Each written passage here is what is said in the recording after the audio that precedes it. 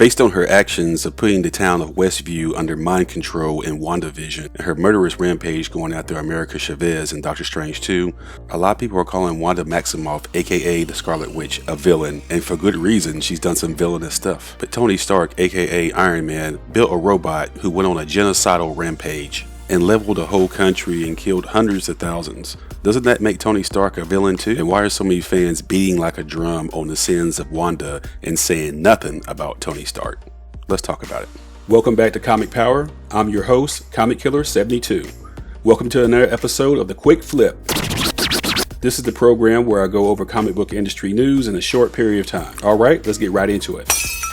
Now that I stated the most unpopular opinion in the history of the MCU, now I have to back it up, because Iron Man fans and MCU fans in general are probably booing me right now. So before you unsubscribe or write nasty comments, please hear me out. Wanda Maximoff started off as a villain under the control of Baron von Strucker, in which her and her brother Pietro were radicalized and experimented on with the Mind Stone. They were called miracles because Marvel couldn't use the phrase mutant at the time. It was a weird contractual thing with Fox because they're both mutants, but they're also Avengers. So both Fox and Marvel were able to use these characters in their universe. It's a whole other thing that we'll talk about. So at first they're fighting against the Avengers, then they team up with Ultron, then they decide to turn on Ultron and join the Avengers. So she becomes a hero and almost defeats Thanos by herself. Of course, he cheats and calls in an artillery strike. So after the events of Infinity War and Endgame, she morphs back into a villain again by taking over the minds of the people of Westview. And after those events and losing her magical children and getting hold of the Darkhold and realizing just exactly who she is, the Scarlet Witch.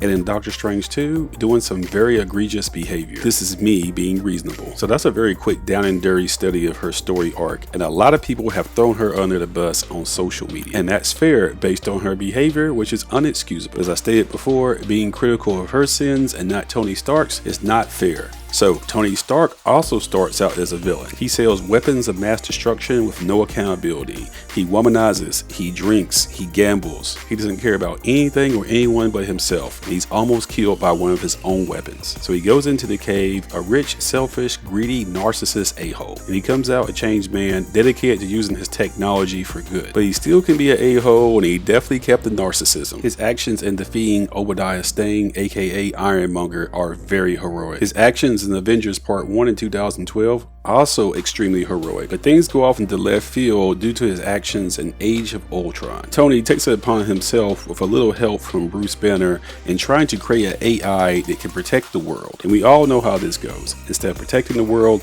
Ultron decides he's going to cleanse it with genocide by raising the nation of Sokovia, Wanda Maximoff's home country, and using it sort of like a comet that's hitting the Earth, causing an extinction level event. In real life, scientists believe that the dinosaurs became extinct after a huge projectile from outer space hit the Earth and hit the Yucatan Peninsula. So this is a very sound premise for a plot detail in an action movie. And the Avengers, including Tony Stark, are successful in stopping Ultron, but in his wake, thousands upon thousands are killed. The only thing that Tony Stark had to do was receive a tongue lashing from a grieving mother whose son died in Sokovia, and agreed to sign his name onto the Sokovia Accords, letting the government control the superheroes. Seriously, that's it? He got off extremely light. So you may be saying to yourself, in defense of Tony Stark, that yeah, this was really bad what happened in Sokovia with Ultron, and Tony was building Ultron for a noble purpose. It's not his fault that this robot decided to become homicidal and then genocidal. And that argument in defense of Tony Stark is extremely weak, and here's why. Now let me introduce you to a 33-year-old man named Pierre Cleveland. Pierre is being charged with second-degree murder and manslaughter. And why?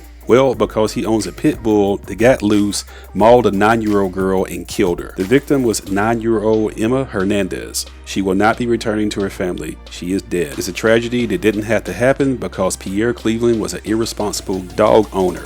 It is his property, so he's responsible for what the dog does. So now you can see the correlation. Tony Stark built Ultron. It's his property, so he's responsible for what that robot does. And that robot murdered Pietro Maximoff, the brother of Wanda Maximoff, the son of the grieving mother played by Alfre Woodard, and thousands of innocent people in Sokovia. So let me repeat that point. If a pit bull owner has a dog that gets loose and kills someone, the owner is responsible. If a superhero decides on his own accord to build a robot that goes genocidal and kills thousands and comes within one hair of an extinction level event, then yes, the superhero is responsible for it. It makes him a supervillain instead. If this were the real world, then Tony Stark would also be charged with multiple counts of manslaughter. Or the best case scenario could be slapped with a class action lawsuit for the wrongful death of thousands. And although he's a billionaire, the punitive damages could go into the billions that could bankrupt him. And yeah, that would be justice, because he built it, it went wrong, he's responsible, and this whole defense of, well, he didn't mean to. Well, if I was driving 70 miles per hour in a 35 and I ran over your daughter and killed her, and I didn't mean to kill her either, but guess what? I'm going to jail for vehicular homicide. So not only is Tony Stark guilty of murder based on real life law, he's also guilty of massive corruption in terms of self-dealing. This is based on the events that happened in Spider-Man Homecoming from 2017. The Adrian Toomes character, played by Michael Keaton, owns a salvage company that has a contract with New York City to help clean it up after the Battle of New York in 2012. But his operation is put out of business because it's taken over by Damage Control. Damage Control is a government entity in partnership with Stark Industries, of course. So this is so very wrong on so many levels. Toomes and his crew are all out of a job. They're just regular working people trying to make a living, and they're getting crushed by the Elon Musk of superheroes. I mean, isn't this a conflict of interest? Tony Stark is involved in the Battle of New York as a superhero, so he's helping destroy the city, and then he's getting paid on the back end to help clean it up later. This makes Tony Stark similar to the former Vice President Dick Cheney in the real world. Dick Cheney was the defense secretary of George H. Bush during the first Gulf War in the early 1990s. When George H. Bush lost re-election in 1992 to Bill Clinton, Dick Cheney landed on his feet by becoming the CEO of a company called Halliburton. This company's specialty was building oil refineries and oil fields and pipelines, and basically everything oil related. So in 2000, George W. Bush, the son of George H. Bush, runs for president and wins. And guess who his vice president is? Dick Cheney. And guess what they do based on false pretense? Invade Iraq, because Iraq has weapons of mass destruction. Oops, sorry, they don't. And guess who gets no big contracts to help build Iraq after the war? Let me guess. Oh, Halliburton, the same company that Dick Cheney used to run before he became vice president. What type of self-dealing corruption is this? How did he even get away with that? So Dick Cheney was the head of an oil company.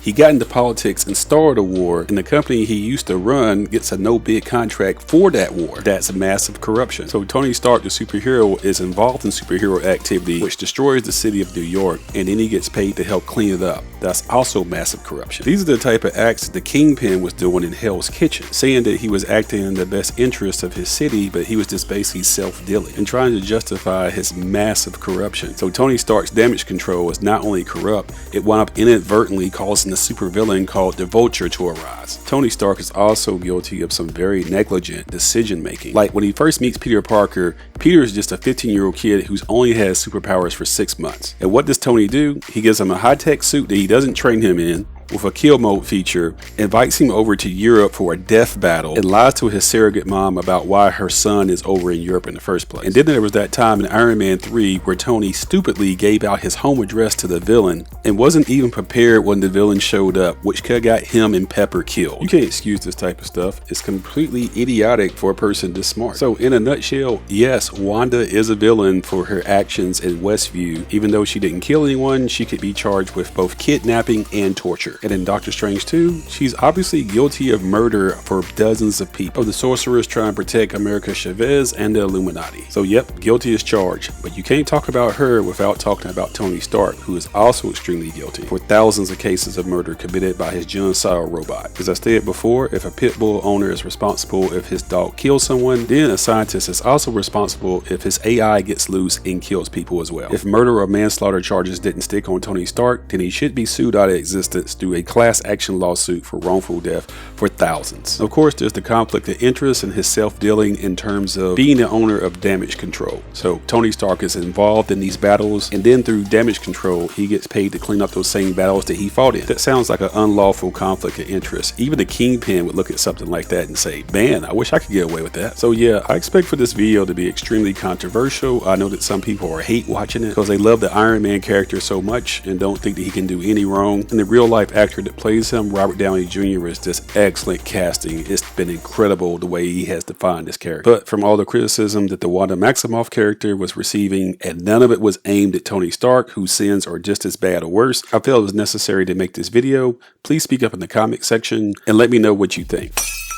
You know the drill. Be sure to subscribe to this channel, give it a thumbs up, and share these videos on social media so others learn about the Comic Power channel. While you're here, be sure to check out some of my previous videos so you can get some information about some of these other Marvel projects. On the left is the new Miss Marvel, aka Kamala Khan, who has a web series on Disney+. There's a lot of confusion on the Miss Marvel name, so learn all about her here. And on the right, learn more about Gore the God Butcher, who's going to be the villain in Thor: Love and Thunder. That character is going to be played by Christian Bale, who played the Dark Knight in DC.